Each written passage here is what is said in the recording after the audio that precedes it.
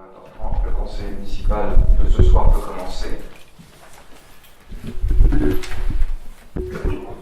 Et avant de nous plonger dans l'ordre du jour très court de ce conseil municipal de rentrée encore estivale, j'ai plusieurs communications à vous faire sur des sujets divers et variés. Et je voudrais commencer par évoquer la disparition de M. Patrick Delière, qui nous a quittés brutalement au début du mois d'août. Je crois qu'ici, tout le monde dans la salle, élu ou non, connaissait plus ou moins Patrick Delière. Il était bien sûr le fondateur, le président d'une association bien connue des Mandillois, l'association Zodiac, qui a grandement participé pendant plusieurs décennies à animer la ville, sur le plan sportif, culturel, notamment, organisateur également de l'auto et de la foire à tout. Et il fut également un citoyen engagé, puisque Patrick Delière a été, pendant de nombreuses années, élu au sein même de ce conseil municipal, et a notamment occupé la fonction de maire adjoint. Avant de lui rendre hommage en faisant une minute de silence, et en parlant de M. Patrick Delière, je pense aussi à Dominique Bis, qui nous a quittés il y a presque un an jour pour jour. Je peux laisser à un élu du conseil municipal qui le connaissait, qui voudrait peut-être l'évoquer au travers d'une anecdote Madame Belbast. Bonjour mes chers collègues, merci Monsieur le maire. Je voudrais compléter les propos de Monsieur le maire, car je suis probablement seule ici, autour de cette table, qui connaissait non pas le mieux, mais probablement depuis le plus longtemps, Patrick Delière. Vous savez que Patrick avait deux centres d'intérêt fondamentaux, outre sa famille bien sûr. C'était la politique et la vie associative. Comme l'a dit Monsieur le maire, la politique l'a amené à être conseiller municipal et puis adjoint à la communication, adjoint au personnel aussi. Mais je pense que là où il s'éclatait le plus, comme on dit maintenant, c'était dans le monde associatif avec le Zodiac, où il combinait à la fois le sport, où il combinait les activités ludiques avec les fameux lotos de la salle Jacques Brel, et où il s'était lancé depuis quelque temps dans tout ce qui était culturel, chansons, danse. Il préparait un nouveau spectacle avec une nouvelle génération. Alors Patrick, vous n'avez peut-être pas eu l'occasion de vous en rendre compte pour beaucoup d'entre vous, parce que vous le voyez autour de cette table, où il était un opposant, mais ça signifie aussi qu'il aimait la convivialité et il était opposant avec honnêteté. Il avait été adjoint avec beaucoup de rigueur, beaucoup d'exigence dans cette fonction, beaucoup d'honnêteté, et en tant qu'animateur associatif, il avait beaucoup de disponibilité, autant de qualités que l'on aime à retrouver chez un citoyen engagé, ce qui fait que Patrick était connu comme le loup blanc sur Mantes-la-Ville. J'en veux simplement l'écho de son décès à travers tous les médias locaux et au-delà de Mantes-la-Ville, parce qu'il faisait rayonner par son action et par son activité Mantes-la-Ville bien au-delà de nos frontières. Je pense que nous serons tous d'accord, quelles que soient nos divergences politiques, pour ne pas dire nos oppositions politiques, pour dire qu'en perdant Patrick Delière, nous perdons un très grand citoyen de Mantes-la-Ville. Je vous remercie, Monsieur le maire. Merci Madame Belbast, donc je vous propose de faire une minute de silence.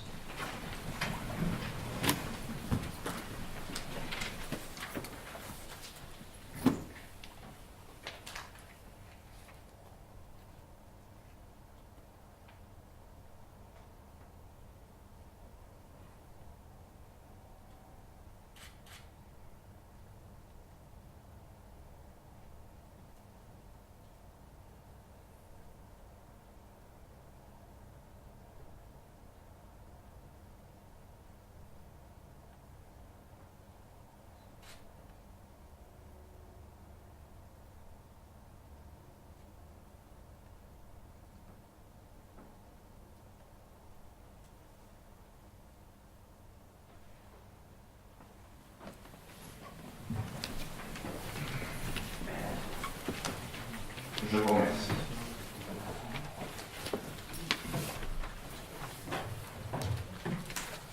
Deuxième point que je voulais aborder, je voulais effectivement faire un point sur la parcelle Mantes Université et sur le projet de groupe scolaire. Je m'étais engagé à faire régulièrement un point sur ce sujet. Et donc je vais tout simplement, parce que c'est sans doute la méthode la plus transparente, je vais vous donner la lecture du dernier courrier en date du 10 juillet que nous avons reçu de l'EPAMSA, qui, vous le savez, est l'établissement public, qui est l'aménageur du quartier Montu. Donc je vais faire la lecture in extenso de ce courrier, et de cette manière, ce texte sera intégré dans le procès verbal de ce conseil municipal. Et donc tout le monde pourra en prendre connaissance. Et bien sûr, par la suite, nous pourrons, je commenterai, et chacun pourra également poser les questions qu'il souhaite. Donc ce courrier est daté du 10 juillet.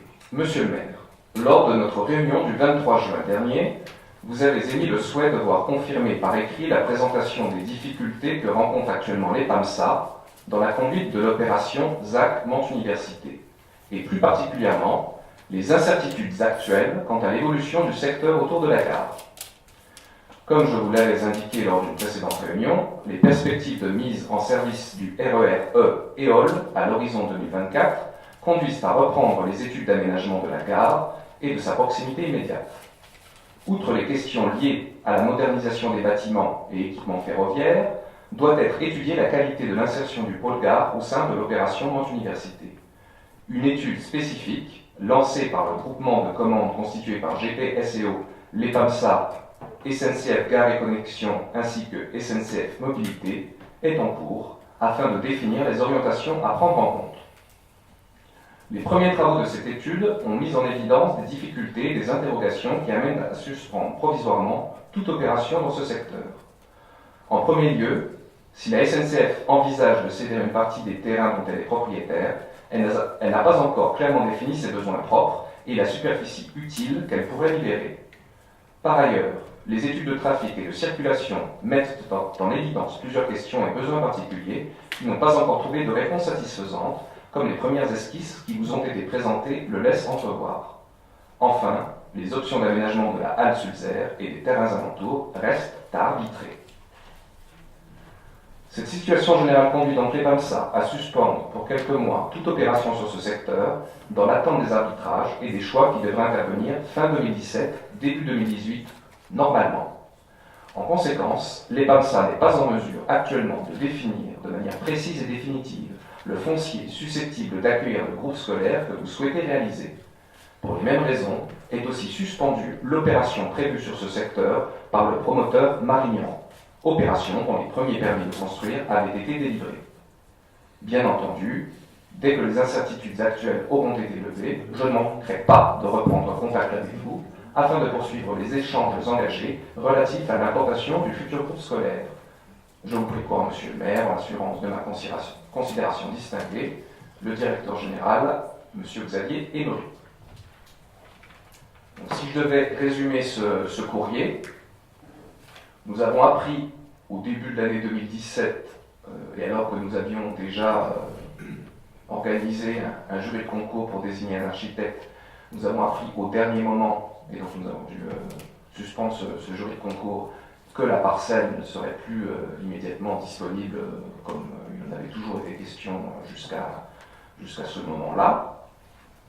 Dans un deuxième temps, quelques mois après, l'EPAMSA nous a indiqué que cette situation devrait se régler très rapidement et qu'elle pourrait donc, comme il avait toujours été prévu, rétrocéder à l'euro, toujours à l'euro symbolique, une parcelle, donc, un foncier de 5000 m² permettant la construction d'un groupe scolaire. Et donc plus récemment, donc avant tout début de l'été, fin juin, début juillet, nous avons à nouveau, de la part de l'EPAMSA, l'expression d'une incertitude qui empêche toute transaction, toute rétrocession de cette parcelle, et donc qui retarde d'autant, effectivement, l'émergence de ce groupe scolaire dans le quartier Mentu, alors que la municipalité est plus que prête et engagée depuis 3 ans à la fois une réflexion et aussi un certain nombre de décisions, notamment sur le plan financier, permettant le financement de ce groupe scolaire forcément coûteux. Donc, si je devais retenir une seule phrase qui est en fait la plus inquiétante, c'est qu'on parle dans l'avant-dernier paragraphe d'arbitrage et de choix qui devraient intervenir fin 2017, début 2018, normalement. Et c'est le mot normalement qui m'inquiète un peu dans cette phrase. Alors je précise aussi que dans la mauvaise nouvelle, il y a aussi une bonne nouvelle, c'est-à-dire que seront aussi suspendus tout projet immobilier, sachant que ces projets immobiliers doivent accueillir une population qui est censée donc faire augmenter la population aussi scolaire. Donc d'une certaine manière, si les projets immobiliers, si les projets d'habitation sont retardés, ça rend sur ce secteur moins urgent l'émergence du groupe scolaire, même si j'en conviens, cette situation n'est pas satisfaisante. Dernier point,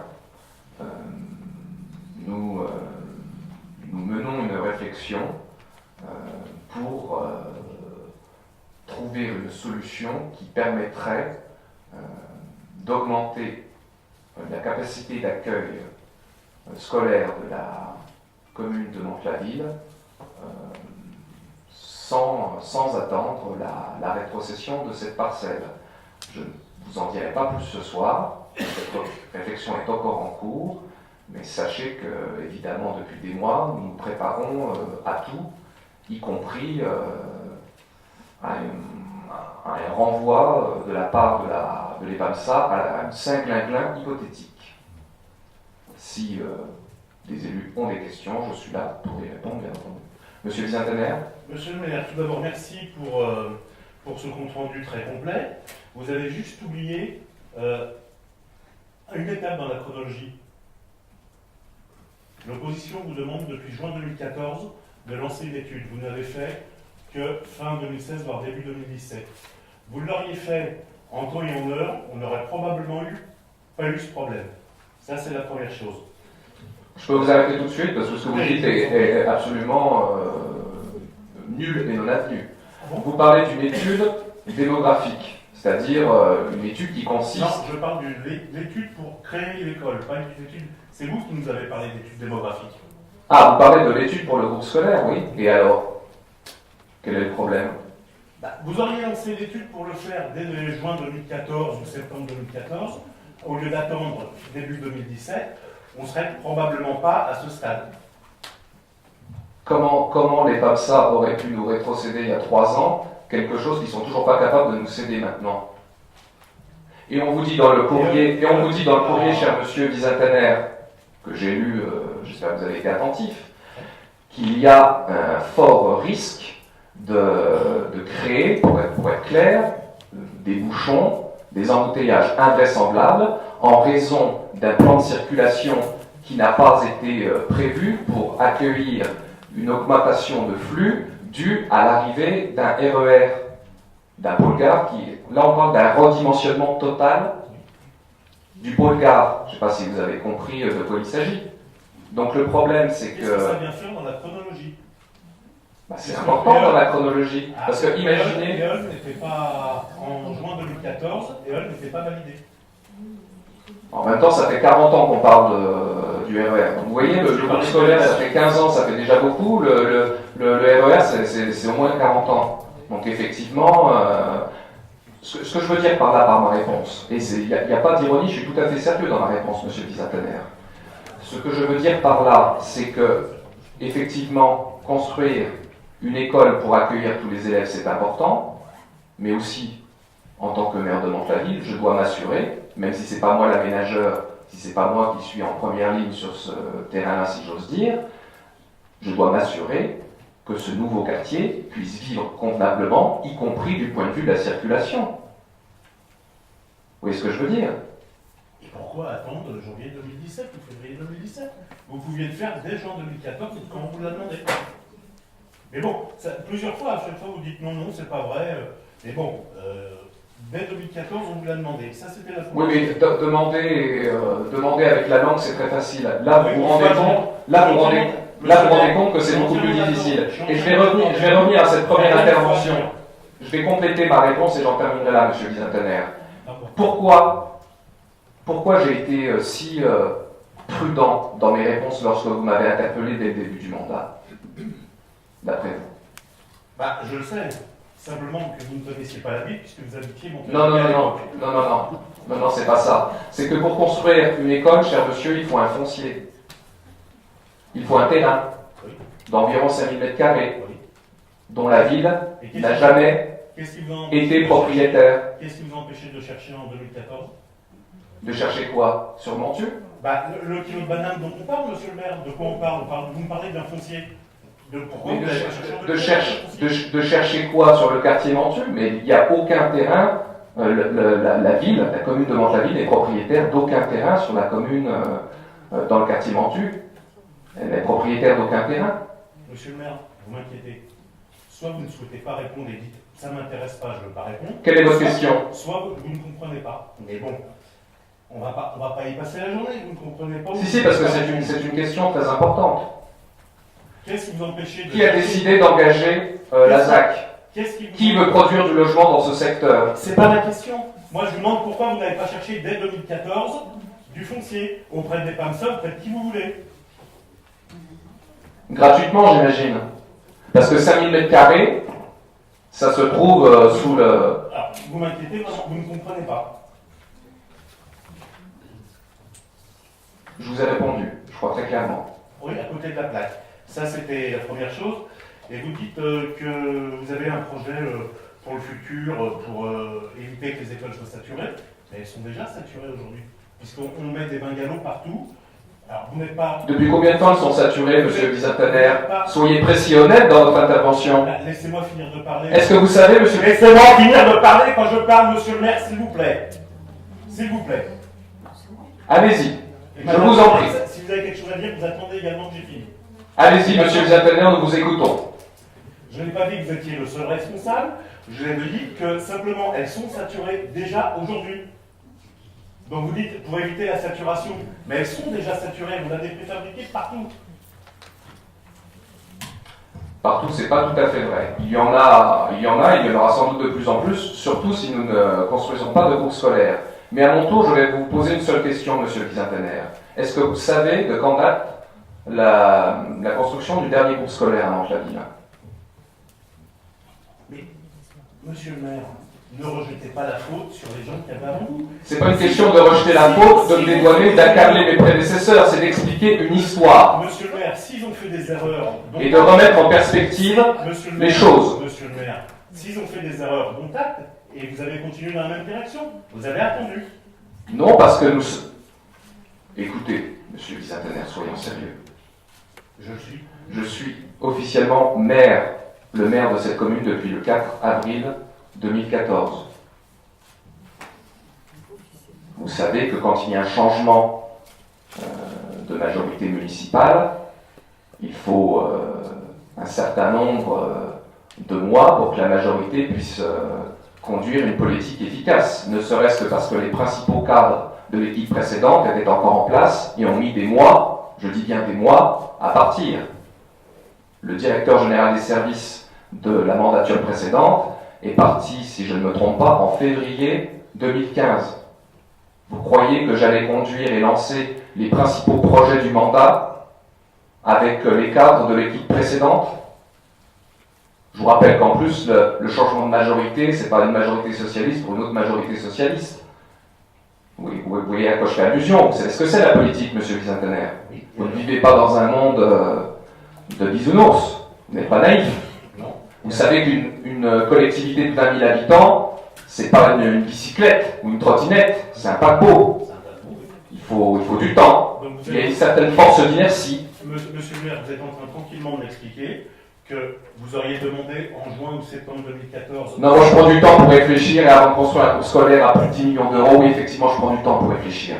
Monsieur le maire. Et avant de prendre une décision et de trancher, oui, j'attends. Monsieur le maire, il y a 2 secondes, vous m'expliquiez que c'était à cause de l'ancienne équipe municipale et des anciens agents. Et quand je vous dis que vous mettez un petit peu de temps à lancer le projet, c'est parce que vous réfléchissez. Essayez d'être cohérent. 1 an et demi pour concevoir le financement et la construction d'un groupe scolaire, moi je trouve pas ça aberrant. Non, moi ce que je trouve aberrant, c'est qu'en juin 2014... Vous avez construit votre propre maison, monsieur le vice-intendant, dans laquelle vous vivez? Monsieur le maire, Pour combien de temps pour construire la maison d'un particulier? Monsieur le maire, 3 jours? ne coupez pas la parole, s'il vous plaît.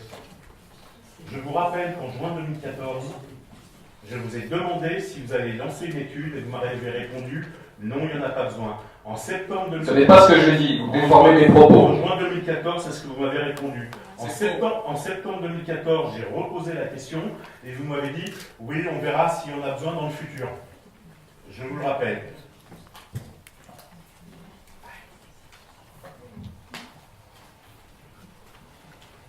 Avant de donner la parole à Mme Piotta, je vais répondre à la question que j'ai posée, à laquelle M. Vicentenaire n'a pas répondu. Le dernier groupe scolaire, qui a été construit sur la commune de Mantes-la-Ville, c'est 1985. Et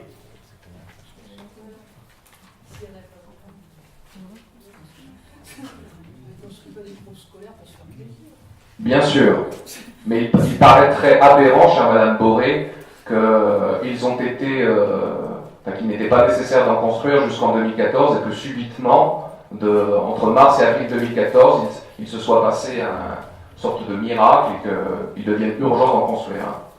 Sans compter que c'est dommage qu'elle ne soit pas là, mais il se trouve que mon prédécesseur a dit que tout avait déclaré, au sein même de cette assemblée, que tout était bouclé, que même le financement était prêt, etc. et que c'est dû à notre légèreté ou notre inefficacité que le groupe scolaire ne soit pas encore sorti, ce qui est évidemment totalement faux, puisque Mme Brochot n'a même pas fait l'acquisition du foncier. Donc, vous voyez, si on avait dû attendre de la part de Mme Brochot, je ne pense pas qu'on en serait beaucoup plus près.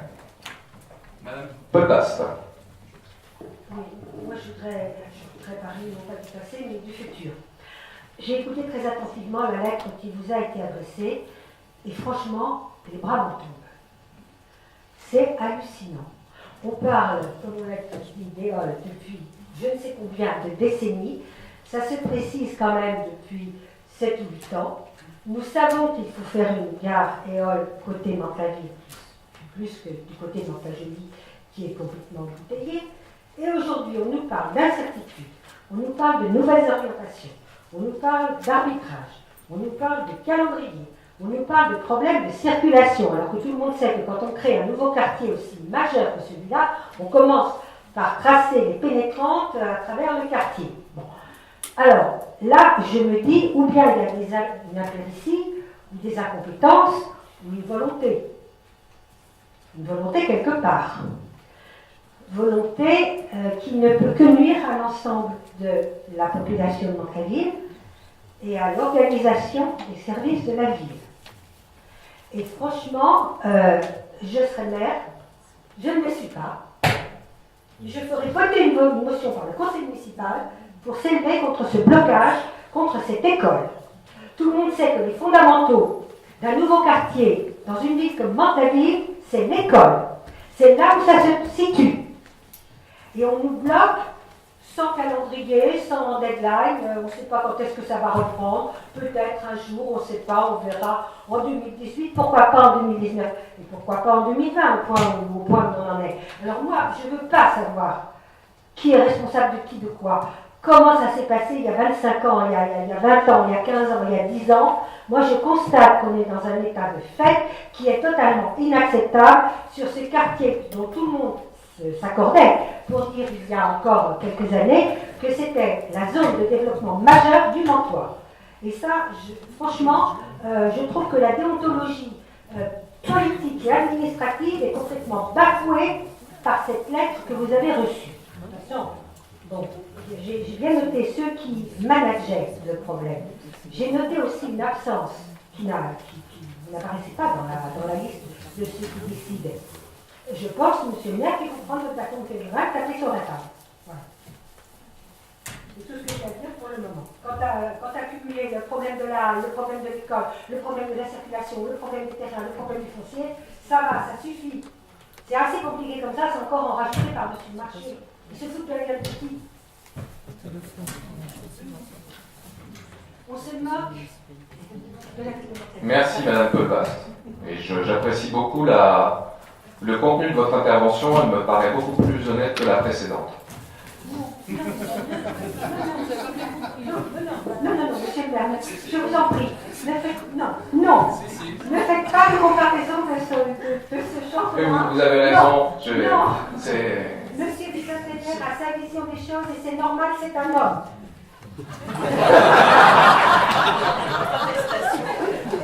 Je confirme. Oui, on n'ira pas vérifier. On vous fait confiance. Bien. Est-ce que quelqu'un d'autre veut intervenir sur le sujet? Moi je veux bien, mais comme je suis un homme, ça va être mal monté.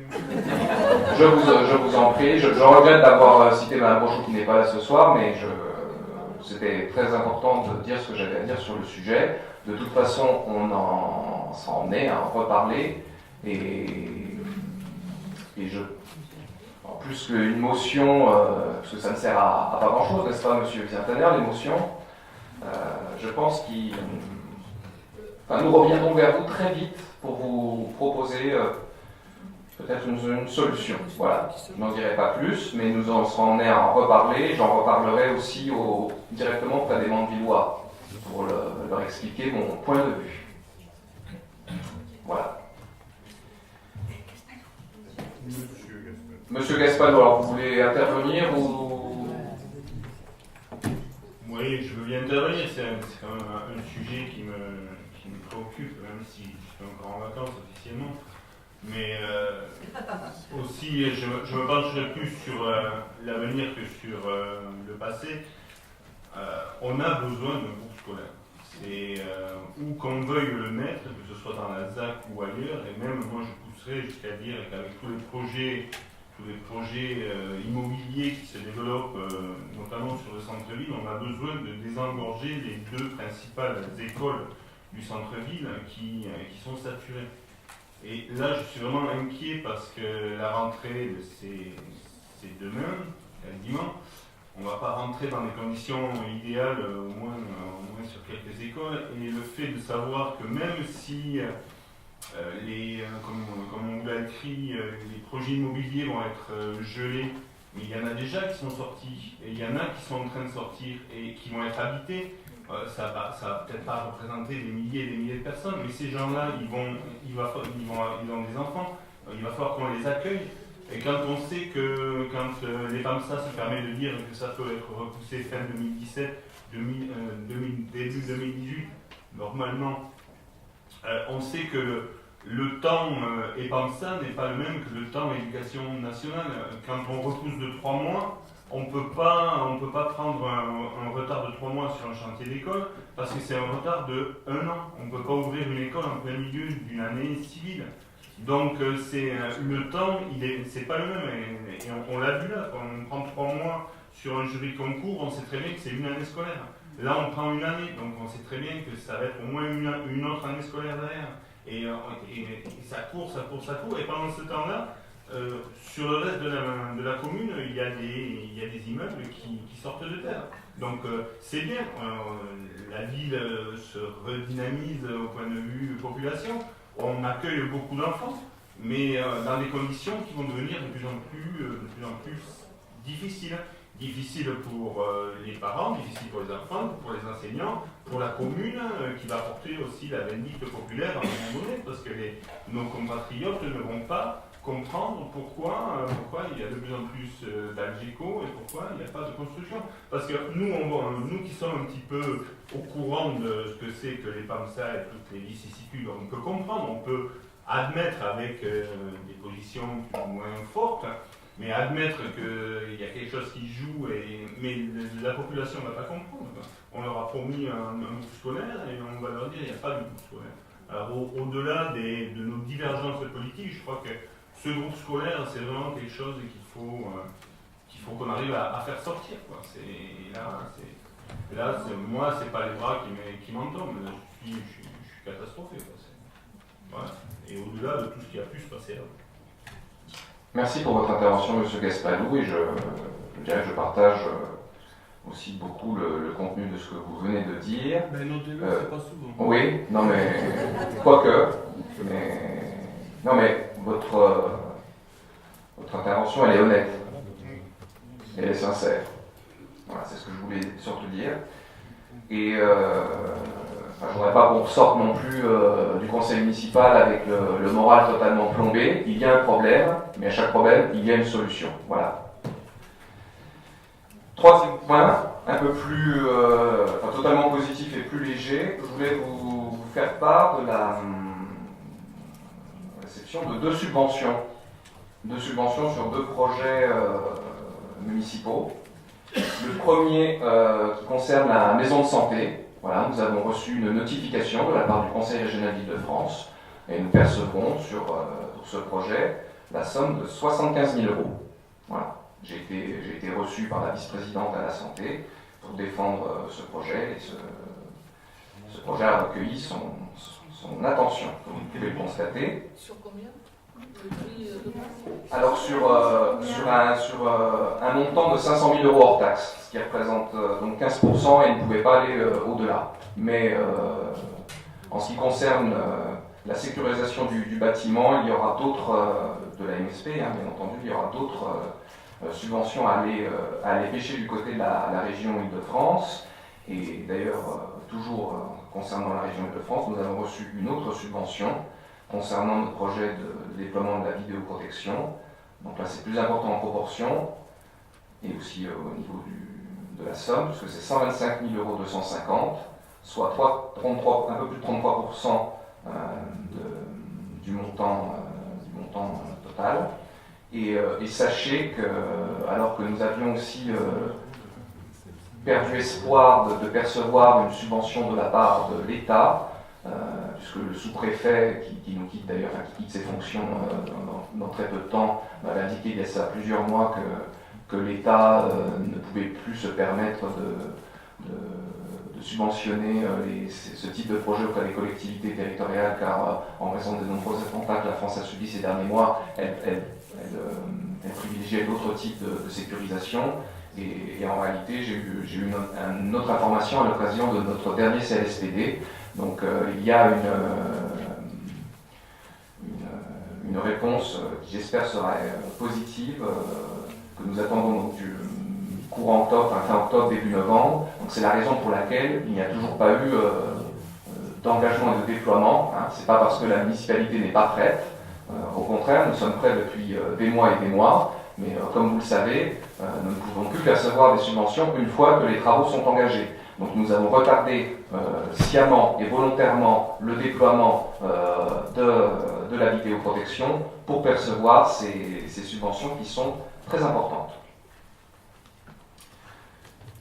Voilà. Et dernier point, qui nous concerne tous, je voulais dire un mot des élections sénatoriales, alors du point de vue de l'organisation matérielle bien entendu.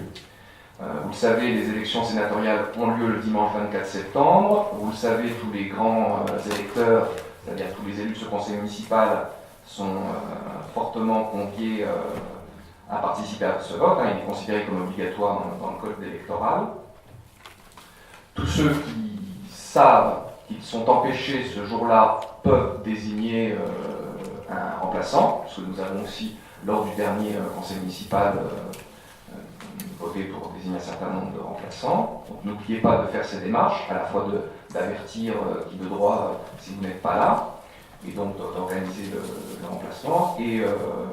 Et très vraisemblablement, en fonction du nombre, la municipalité va organiser, en tout cas c'est ce que je crois, c'est ce qui avait été fait il y a 6 ans par mes prédécesseurs. Donc nous avons organisé un transport avec un car qui nous emmènera, puisque le vote a lieu à Versailles, en préfecture. Voilà. Donc normalement le vote aura lieu de 9h à 15h. Donc tous ceux qui souhaitent bénéficier de ce transport gratuit pourront le faire savoir et s'inscrire.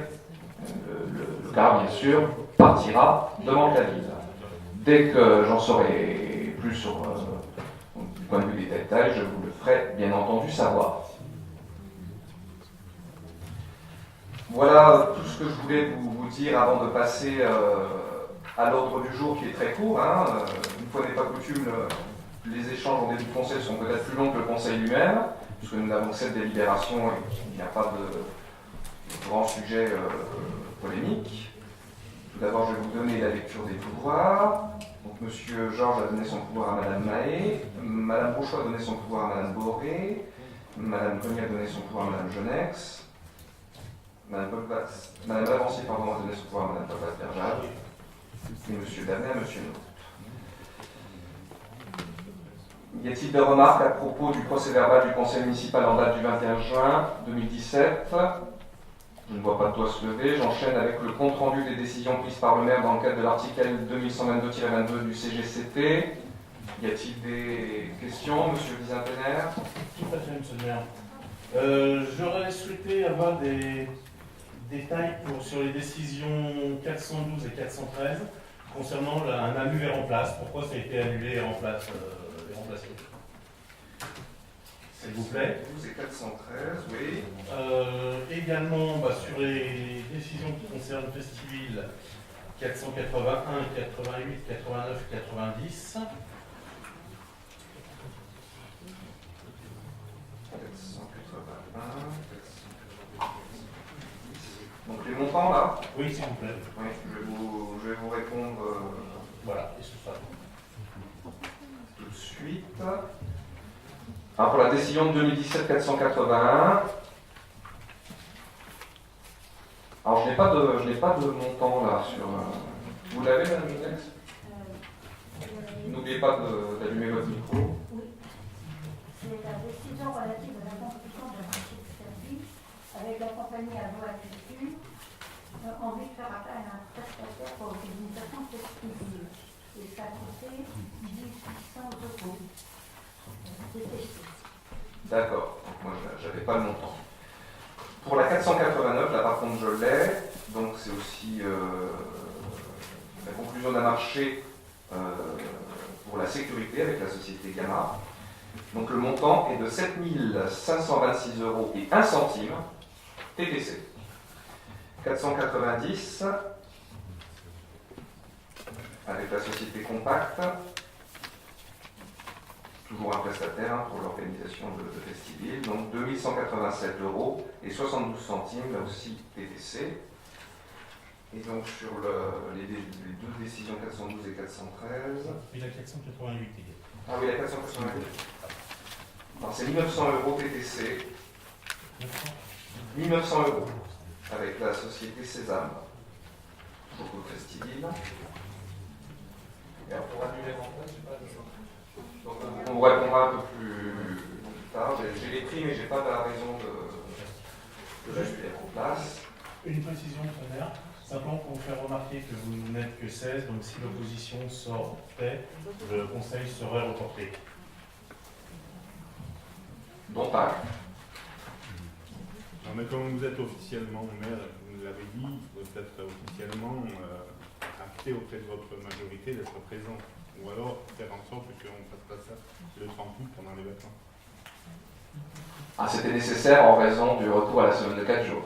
Ce qui explique peut-être l'absence de certains conseillers. C'est peut-être aussi pour ça que l'opposition ne sort pas. C'est sûrement. Enfin, si vous sortez, le conseil municipal sans quorum n'aura pas lieu en soirée. Je préfère prévenir tout de suite l'Assemblée et je le ferai systématiquement en journée. C'est une menace? Non, ce n'est pas une menace, je vous préviens.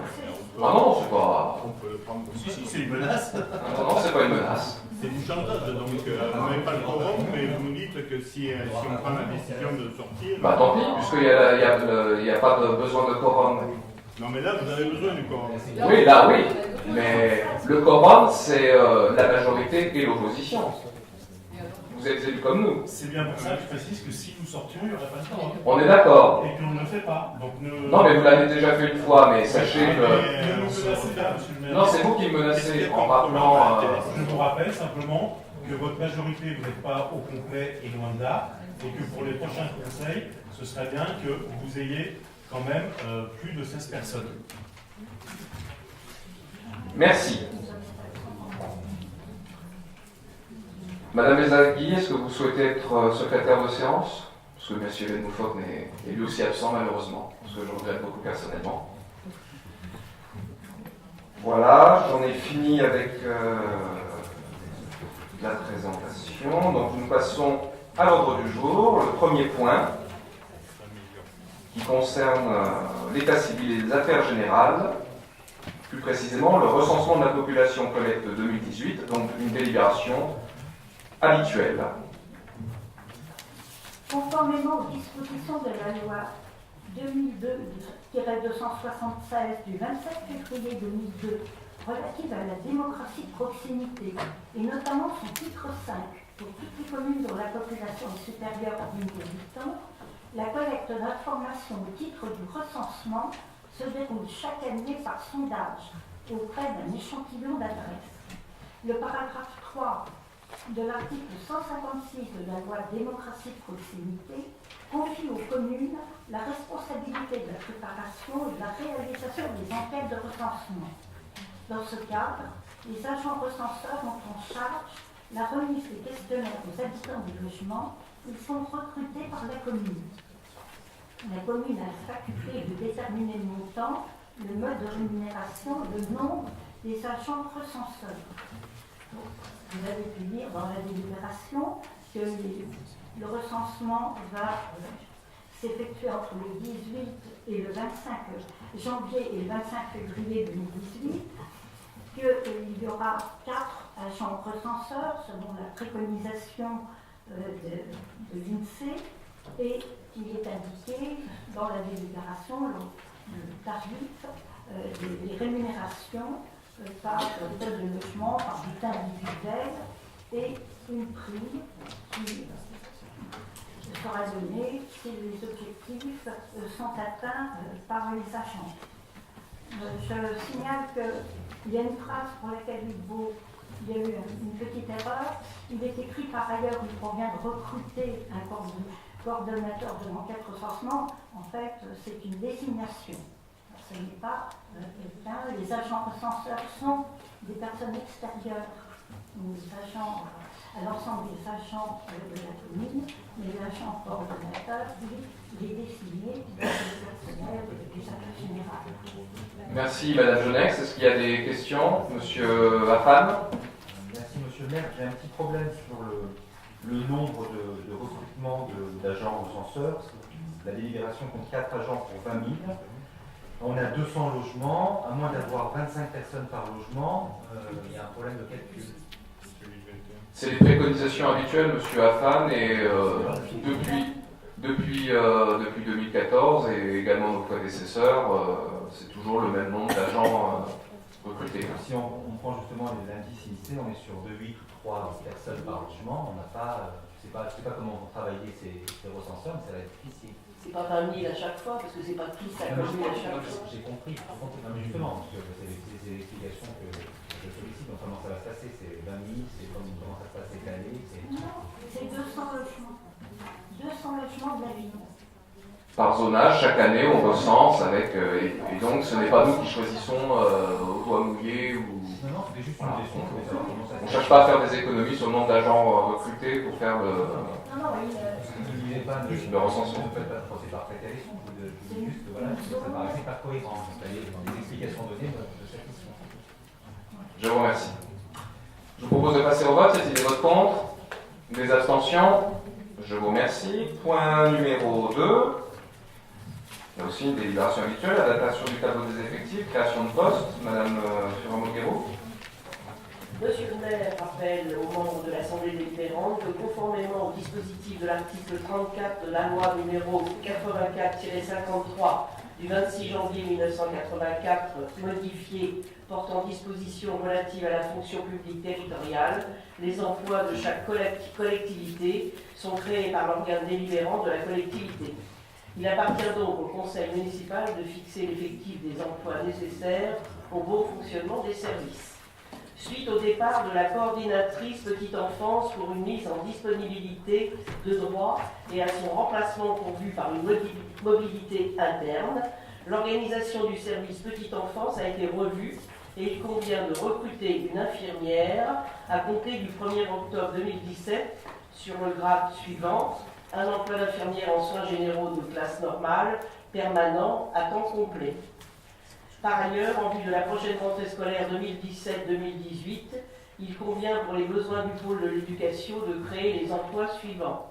2 emplois d'adjoint d'animation territoriale permanent à temps complet, 2 emplois d'agent territorial spécialisé des écoles maternelles principales de 2e classe permanent à temps complet, 2 emplois d'adjoint technique territorial permanent à temps non complet à raison de 24 heures hebdomadaires, un emploi d'adjoint technique territorial permanent à temps non complet à raison de 23 heures hebdomadaires.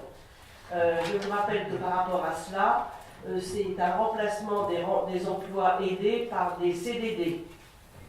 Et ça va peser sur le budget et sur la masse salariale de la collectivité. C'est une parenthèse, pardon. Il est rappelé qu'à ce jour, le tableau des effectifs comprend 339 postes répartis comme suit.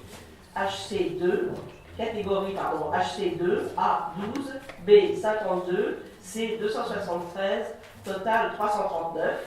Or, il s'avère que le tableau des effectifs doit aujourd'hui être modifié, soit 8 créations de postes répartis comme suit, catégorie A1, B0, C7.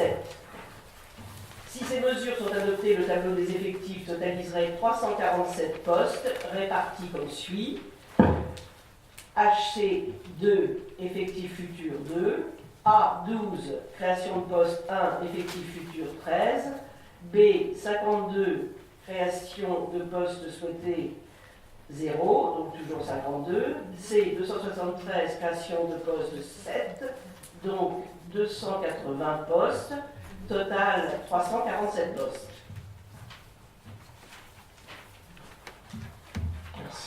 Merci Monique. Il n'y a pas de questions, pas de remarques. Je vous propose de passer au vote. Y a-t-il des votes contre? Des abstentions? Je vous remercie. Point suivant. Renouvellement de la convention de mise à disposition d'un fonctionnaire auprès d'une association reconnue d'utilité publique. Toujours Madame Ferrand-Garou. Délibération du 29 septembre 2014, une convention de mise à disposition d'un agent de la ville de Mantes-la-Ville auprès d'une association à but non lucratif a été établie. Cette convention arrivant à échéance au 14 octobre 2017, il convient de procéder à son renouvellement à la demande de l'intéressé.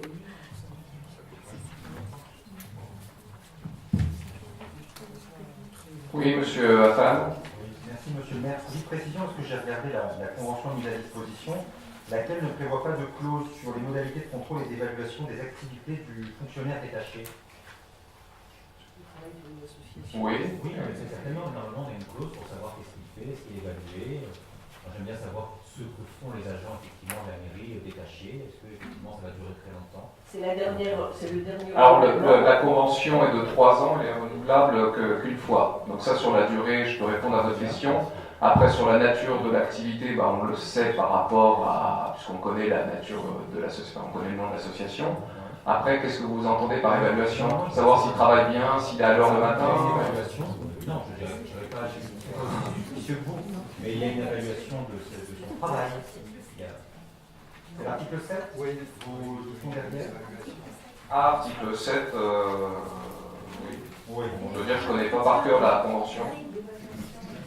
Oui, donc on est il n'y a pas de modalité de contrôle, mais on a une évaluation de ses activités. Bon, elle n'est pas complète, mais bon. C'était une précision que j'entendais apporter à votre conseil, Monsieur le maire. Merci. Merci. Je vous propose de passer au vote. Y a-t-il des votes contre?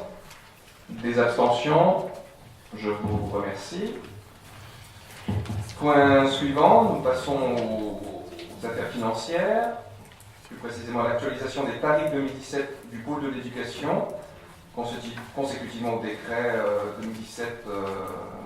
2017-1108 du 27 juin 2017 portant dérogation à l'organisation de la semaine scolaire. Donc là, on parle du retour à la semaine de 4 jours et je passe la parole à M. Morin. Les tarifs du pôle de l'éducation votés pour l'année 2017 étaient établis sur un rythme scolaire de 4 jours et demi.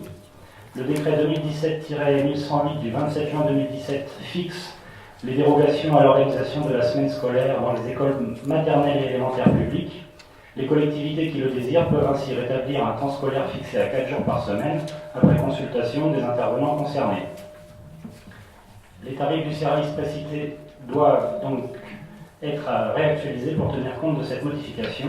Le détail des tarifs proposés par la commune de Mantes-la-Ville pour le service concerné est joint au présent rapport. Je précise que ces différents tarifs ont été abordés donc, en commission finances le 21 août 2017.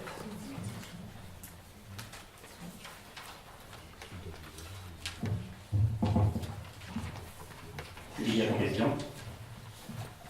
Oui, monsieur le maire, si je peux me permettre, ce n'est pas directement avec les finances, mais c'est un rapport avec les activités extra-scolaires et les centres qui sont dont on parle. Donc si vous acceptez la question. Actuellement, le centre Pomme, c'est complet, les 80 places sont prises, elles sont réservées. Apparemment, j'ai eu un message aussi que la ferme des Pierres était complète. Donc, quelles solutions sont proposées aux parents?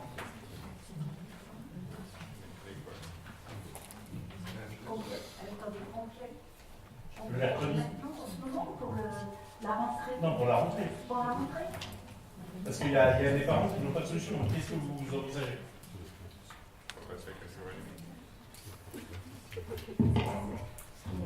C'est complet, aussi bien au à la ferme des Pierres, 110 enfants. Puisque Moi, on m'a dit, alors j'ai pas peut-être les infos complètes, c'est pour ça que je pose la question. Le centre Pomme, c'est 80 places, elles sont réservées. Et on m'a dit que la ferme des Pierres était complète, j'ai pas le nombre d'enfants, mais les deux centres sont complets. Donc, qu'est-ce que vous envisagez? Parce qu'il y a des parents qui se posent la question, qui ont réussi à inscrire leurs enfants là, mais comme il faut réinscrire après pour janvier, pour le second semestre.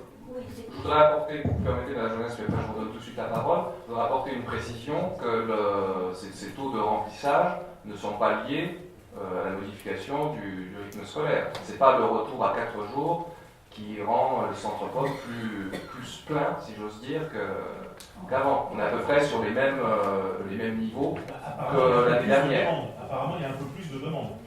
Donc de gens vont s'inquiéter. Non, c'est comparable. C'est le même ordre de grandeur. Après, la solution, à part construire... Il y a des listes d'attente, c'est-à-dire qu'il y a des parents qui réservent, mais on sait aussi bien sur la ferme des Pierres et surtout sur le centre Pomme qu'il y a en général des défections régulières, des choses qui sont retenues en prudence pour avoir une place, et puis qui avertissent que non, nous ne répond pas tel jour, aussitôt on paye les gens qui sont en attente. C'est bien évident qu'on est tenu par les normes qui sont liées aux structures. On ne va pas prendre 85 petits, là on ne peut en avoir que 80. Ça c'est vrai. Mais c'est tous les ans, je dirais, on se retrouve avec le même problème de jongler avec les enfants qui ne viendront pas tel jour, on appelle. Bon, c'est un peu fâcheux, je le reconnais. Bien sûr, non, mais on peut est-ce que pas... vous envisagez pour le futur quelque chose? Je pense que dès... On ne va pas annoncer ce soir, en tout cas, la construction d'un second centre Pomme. Non. Mais... Est-ce que vous y pensez? Est-ce que vous avez fait des études? Oui. Ah, c'est sûr, c'est facile avec la langue de financer un groupe scolaire et un second centre Pomme. Mais peut-être que certains font des belles promesses de campagne à l'horizon 2019-2020, mais je serai moi aussi en campagne, ou quelqu'un d'autre, hein, parce que bon, si Dieu me prédit ou pas, mais la personne qui représentera la majorité municipale posera la question du mode de financement à ce généreux prometteur. Monsieur Gaspargou. Sans vouloir remettre une énième couche, mais on touche exactement du doigt le même problème que pour les écoles. On a des enfants qui sont en passe d'être scolarisés, on a une saturation des écoles, mais on a aussi des enfants qui sont en passe d'être accueillis soit aux pommes, soit sur des structures périscolaires. Et on manque aussi de structure. Donc c'est toujours la même problématique. Il y a des immeubles qui se remplissent et il faut qu'à un moment donné, on soit en capacité de répondre à cette... C'est même pas une demande, c'est du service public quand même. Ou alors il faut organiser des centres pommes privés. C'est tout à fait exact. C'est un peu la même problématique que les écoles. À ceci près, et la différence est notable, et c'est pour ça que je la fais remarquer à toute l'Assemblée, c'est que l'accueil des enfants pour les scolariser est une compétence communale obligatoire. Pas en maternelle. Pas en maternelle. Mais on s'est compris. Donc vous nous expliquez que sous prétexte que c'est pas obligatoire, vous en lavez les mains. Il faut faire des choix, monsieur Bizantaner, et parfois on ne peut pas tout faire. Donc, Tout à fait, c'est le Ouais, mais les enfants et la jeunesse, c'est quand même un choix primordial. oui, mais justement, Il me semblait bien que dans comme- la plupart de vos éditos et dans la plupart de vos écrits, vous mettez en avant qu'il faut s'appuyer, il faut... oui, puisqu'on est en train de rénover de fond en comble tous les groupes scolaires, vous voyez, avant même de pouvoir en financer un nouveau qui est apparemment nécessaire, nous remettons à neuf, parce qu'il faut aussi, au-delà de la saturation des écoles, il faut aussi s'intéresser à leur état, monsieur Bizantaner. Je ne sais pas depuis combien de temps vous avez quitté l'école, ni à quel âge vous l'avez quitté, mais figurez-vous que, effectivement, nous avons récupéré en 2014 un patrimoine bâti en piteux état en ce qui concerne certains groupes scolaires. J'ai indiqué tout à l'heure que le dernier groupe scolaire qui avait été construit à Mantes-la-Ville date de 1985. En fait, tous les précédents datent des années 70. Imaginez l'état dans lesquels, s'il y a un entretien défaillant, si. il y a Eu quelques rénovations en fin de mandat sur les Merisiers, sur les allées de Chavannes et Armand-Gaillard, et tous les autres. Et Jaurès. Et non, pas vrai. Et la Sablonnière. Mais non, mais vraiment. Il y a encore beaucoup de choses à faire. Hein. Il y a 15 écoles. Hein. Eh oui, et bientôt 16. Commune, Et tout ça, ça coûte de l'argent. commune de Donc, avant ça. Ça, on le sait que ça coûte de l'argent. Oui. Ne dites pas que des rénovations n'ont pas été faites dans les années avant votre arrivée. Non, mais je parle sur le long terme. D'ailleurs, je précise, je ne ciblais pas forcément les immédiats prédécesseurs. Un entretien, quand une école de 40 ans, elle doit être entretenue régulièrement. Donc je ne visais pas spécialement mon prédécesseur Non, mais même. immédiat. Prédécesseur, Oui. oui. Oui. Il me semblait que tu avais refait toutes les cours des écoles. Pardon? Tu avais refait toutes les cours des écoles. Toutes les fois avec les retraites, c'est les huissiers. Non, ça a été un phénomène. On n'est pas à l'intérieur. Bien, je vous propose, s'il n'y a plus de remarques ou questions de M. Affan, peut-être. Petite question, est-ce que la ville est concernée par la suppression des contrats aidés? Oui, ça a été évoqué rapidement par Mme Führer. Qu'est-ce que ça représente? 80 000 euros. Oui, c'est ça. Exactement. Oui, je l'ai retenu. Sur une année, hein. Ah oui, d'accord, très bien. Sur une année civile complète. Ce que je disais sur Donc vous voyez, la au-delà salariale, ça représente, c'est ça, cette somme-là. au-delà de projets et de questions de gros sous, puisque la situation évolue due à l'augmentation de la population et donc des effectifs, des enfants, etc., il y a aussi une situation qui évolue du point de vue des recettes de la commune.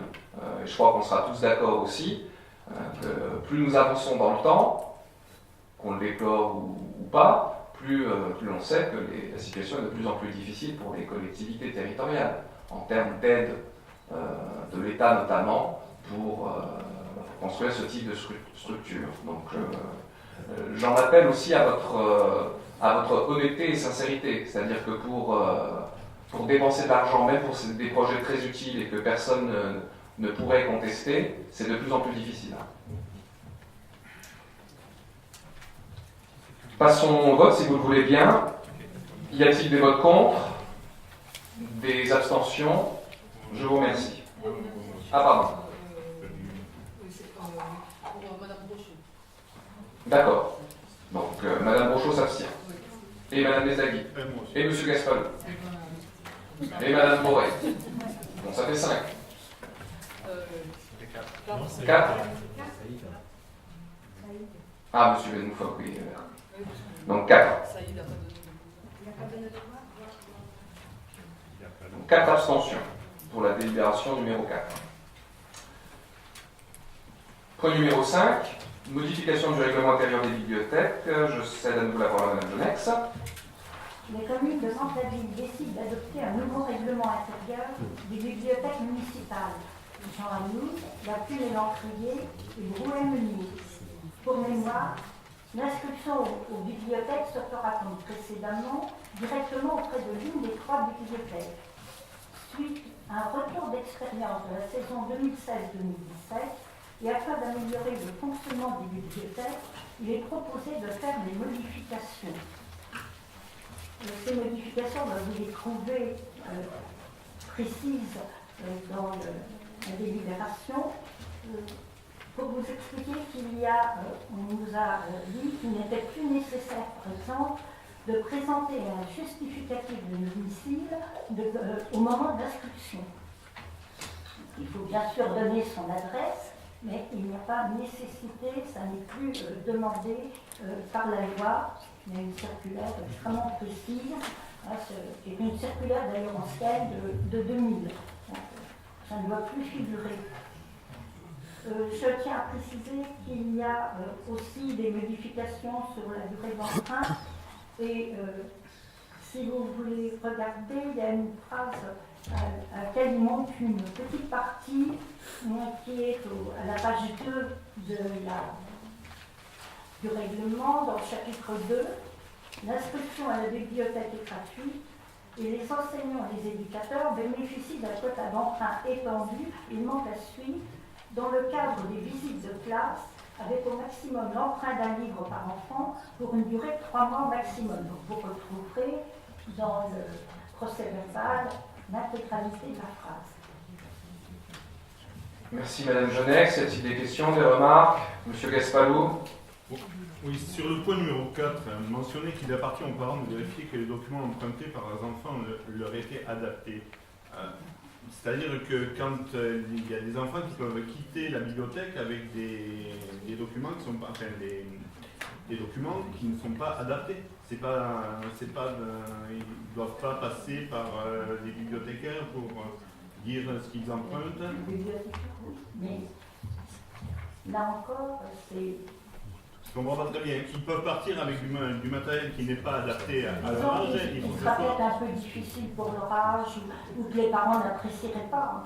Je pense qu'un enfant peut se voir conseiller de prendre un livre et puis après c'est aux parents de regarder vraiment ce que lisent les enfants.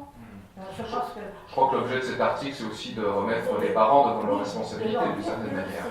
Mais je ne pense pas qu'il y ait de graves documents dans la bibliothèque. Mais c'est pour ça que la tournure me surprend un peu. Leur dire, regardez toujours avec vos enfants, il y a peut-être quelque chose qu'ils n'auront pas compris ou qui... Là, je sais que bon, j'ai fait 3 enfants et j'ai toujours... on allait en bibliothèque et j'ai toujours regardé ce qu'ils prenaient, on en discutait. Je pense que faut que les parents pensent qu'ils ont aussi à échanger justement sur les livres. C'est quelque chose qui peut être très intéressant. Je pense qu'il faut rappeler quand même aux parents qu'ils sont quand même responsables de ce que les enfants peuvent rapporter. Si c'est quelque chose qu'ils ne comprennent pas ou qu'il peut y avoir des dessins quelquefois qui leur font peur. Voilà. Je pense que... Non mais moi je pensais que le premier filtre se faisait quand même à l'intérieur de la bibliothèque. Ah bah oui, oui. Forcément, mais c'est pas non plus le bibliothécaire qui doit jouer le rôle de censeur et en tout cas pas le rôle de parent non plus. Non, mais c'est pas un rôle de censeur, c'était un rôle de conseiller. Oui, bien sûr. Bien sûr. Mais il se peut aussi qu'il y ait des livres qui fassent plus peur aux enfants. Enfin, les parents savent quand même comment ils peuvent réagir. Si c'est un livre sur la guerre, etc. Ça peut être pour un enfant un sujet de trouble, d'émotion. Je pense que c'est toujours bon de dire aux parents, regardez quand même avec vos enfants ce qu'ils disent. Je pense que là, on a des échanges avec les enfants qui sont importants. Merci Madame Jonex. Je vous propose de passer au vote. Y a-t-il des votes contre? Des abstentions? Je vous remercie. Point numéro 6. Contrat d'engagement. Manifestation officielle Téléthon 2017. Madame Mahé. Montaville propose d'accompagner l'organisation du Téléthon 2017 sur son territoire, et cela dans la continuité de ce qui se fait depuis de nombreuses années dans la commune, aux côtés de l'AFM, l'Association française contre les myopathies. Afin de permettre de fédérer toute initiative émanant du tissu associatif ou d'initiative individuelle, la commune s'engage à contracter un contrat d'engagement manifestation officielle Téléthon 2017 contre l'Association française contre les myopathies Téléthon 2017 et la municipalité de Montaville en tant qu'organisateur. Pour votre information, les associations souhaitant participer au Téléthon sont conviées à une réunion le 25 septembre pour commencer à organiser la manifestation. Merci. Madame Paul-Bas. Vous avez déjà dit le nombre d'associations de Montaville qui veulent, qui pourraient y participer? Alors justement, la réunion du 25 septembre va nous permettre de réellement cadrer le nombre d'associations qui va participer. Maintenant, on retrouve les associations qu'on retrouve habituellement, le Club de l'Amitié, etc. Mais apparemment, il y aurait 12 associations qui souhaiteraient participer. Le CAMD, bien évidemment, peut-être même d'autres sections du CAMD. Merci. Je vous propose de passer au vote. Y a-t-il des votes contre? Des abstentions? Je vous remercie. Point numéro 7 et dernier point. Une mise à jour du règlement de fonctionnement des activités péri-extrascolaires, consécutivement au même décret que j'ai cité tout à l'heure, portant dérogation à l'organisation de la semaine scolaire. Madame Jeunesse. La commune de Montaville dispose d'un service public d'accueil périscolaire le matin avant l'école, durant la pause méridienne, le soir après la classe ainsi que le mercredi. Ce service est ouvert à tous les enfants scolarisés dans les écoles maternelles et élémentaires de la commune. Un accueil extrascolaire est proposé pendant les vacances scolaires. Le décret 2017-1108 du 27 juin 2017 fixe les dérogations à l'organisation des semaines scolaires dans les écoles maternelles et élémentaires publiques. Les collectivités qui le désirent peuvent ainsi rétablir un temps scolaire fixé à 4 jours par semaine après consultation des acteurs concernés. Je pense que vous avez regardé les horaires des accueils périscolaires, 7h30, 8h20 pour le matin, 11h30, 13h20 la pause méridienne. Ensuite, 16h30, 17h30, un goûter suivi d'activités périscolaires, ou, ceci est plus pour les élèves élémentaires, 16h30, 19h, goûter suivi d'activités périscolaires et études surveillées pour les élémentaires de 17h à 18h. Merci Madame Jeunesse. Je ne vois pas de doigt se lever. Si, Monsieur Gaspalo. Juste une précision par rapport à l'article 3 sur les PAI. Il n'y a toujours pas, il n'y aura pas la rentrée de médecins scolaires. Ça va être difficile de faire signer les PAI sur les protocoles d'urgence. Et là, ça dure depuis un an. Bien. Y a-t-il des votes contre cette délibération? Des abstentions? Je vous remercie. L'ordre du jour est épuisé. Avant de passer à l'unique question diverse, je vous informe que le prochain conseil municipal aura lieu le 18 octobre. Enfin, c'est ce qui est prévu, donc, sauf changement de dernière minute, ce sera le 18 octobre. C'est un mercredi, comme d'habitude.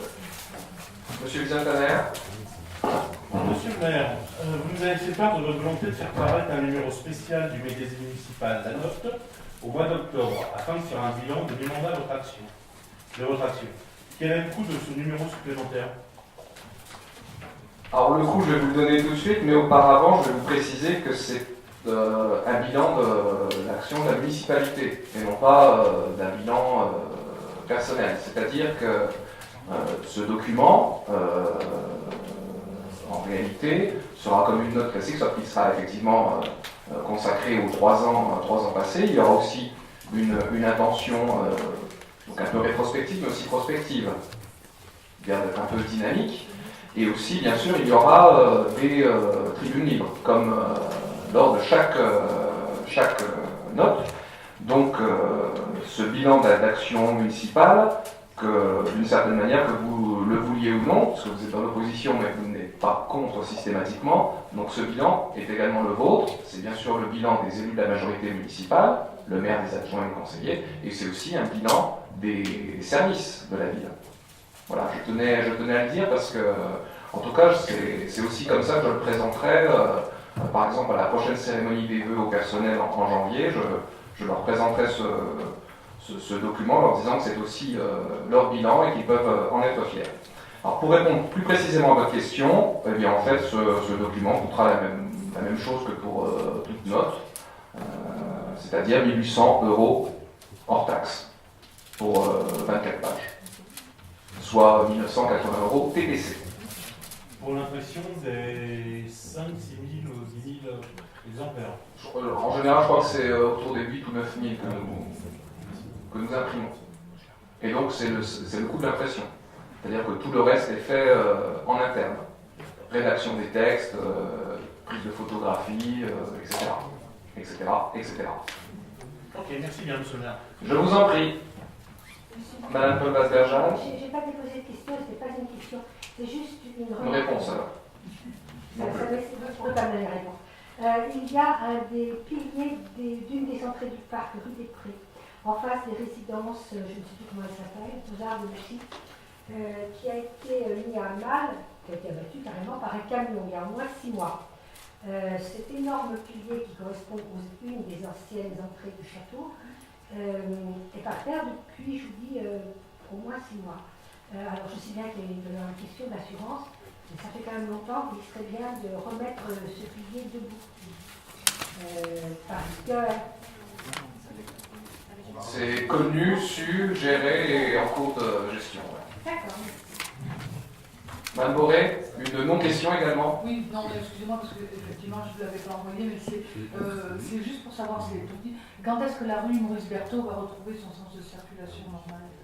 Alors j'ai souhaité, alors c'est vrai qu'elle a été mise en sens unique due aux travaux route de Houdan, et j'ai souhaité le prolonger pendant environ 2 mois pour voir comment vivait cette rue, parce que j'ai estimé que s'il pouvait être intéressant de la conserver en sens unique, notamment en période d'état d'urgence, puisque vous le savez, il y a un certain nombre de places dans le secteur qui sont condamnées, celles qui sont à côté de l'école Jean Jaurès, et du point de vue de la sécurisation de l'école, d'ailleurs j'avais l'intention d'en parler au prochain conseil d'école de M. Gaspalou, parce qu'il est directeur aussi de l'école Jean Jaurès. J'aurais voulu questionner un peu les parents d'élèves, si selon eux c'était plutôt une bonne idée de conserver un sens unique, puisque par définition, quand une rue est sens unique, le danger ne peut venir que d'un seul côté, si ils pouvaient estimer que c'était une bonne idée ou pas, et j'ai l'intention aussi bien entendu d'interroger les riverains. Voilà. Dans 2 mois, on fera un bilan, puisque là, c'était déjà pendant les vacances d'été, donc pour dresser un bilan d'une mise en sens unique sur un test, c'est pas forcément très pertinent. Et voilà, je vais faire vivre au moins pendant 2 mois, ce qui correspondra d'ailleurs à peu près aussi à normalement, si j'en crois ce qu'a annoncé M. le Président de la République, la fin de l'état d'urgence, parce qu'il ne serait pas renouvelé. Voilà. Je ne vais pas faire durer indéfiniment la réunion, mais puisqu'on parle de circulation, on avait évoqué lors d'une commission d'urbanisme Sans doute, oui. La nécessité de mettre en place cette commission circulation dans notre ville pour voir un peu comment ça circule, parce qu'il y a eu des changements avec la police. On a commandé une étude sur la circulation. Vous voyez, c'est peut-être trop tard selon M. Bizentener. Alors il se trouve que nos prédécesseurs en avaient aussi sollicité une, mais elle commence à dater un peu, et puis vous savez, avec Mentu, le pôle gare, les aménagements, l'augmentation de la population, oui, il faut parfois renouveler un peu les études, et on s'appuiera sur ça pour peut-être faire des propositions. Puisqu'on parle de circulation et de mise en sens unique, j'ai aussi souhaité, aussi à la suite de sollicitations d'administrés et de riverains, de faire un test sur la rue de Damartin, qui est assez pénible en tant qu'automobiliste. Enfin, là, c'est un point de vue totalement personnel que j'assume, parce que je l'apprends jamais, puisque c'est impossible de se croiser. Donc voilà, j'ai souhaité faire un test pendant quelques semaines, quelques mois. Et là aussi, nous ferons un bilan de ce test, avec notamment les riverains, sachant que prendre une décision n'a pas forcément à tenir compte que la vie des riverains, puisqu'il y a aussi des gens qui circulent. et donc pas que des Mandillois d'ailleurs, mais on tâchera de prendre une décision qui ne fera pas l'unanimité, mais qui pourrait faire un peu consensus. Voilà. Oui, mais, monsieur le maire, une question. Le cadre, oui. Je lâche pas. C'est une question. L'étude sera rendue quand? Et nous l'aurons quand pour voir une base claire? Là, on est en phase d'analyse, on n'a pas encore choisi le cabinet, donc oui, ça. Ah, c'est pas tout de suite. on en est qu'au début. On en est qu'au début. Donc on attend. Et puis, donc, j'en reviens à ma question initiale. Je pense qu'il serait bien de mettre en place cette commission de circulation avec tous les partenaires et usagers de la voirie municipale. Oui. Et d'ailleurs, on parle de circulation, mais ça intègre aussi la question du stationnement, bien entendu. C'est-à-dire que c'est une question importante, il est vrai, alors on va peut-être aussi nous reprocher de ne pas avoir saisi dès juin 2014 ou dès je ne sais pas quand cette question, mais effectivement, on ne peut pas tout faire. En même temps, comme dirait le président Sall. Bonne soirée, mesdames, messieurs, et dormez bien, et à la prochaine.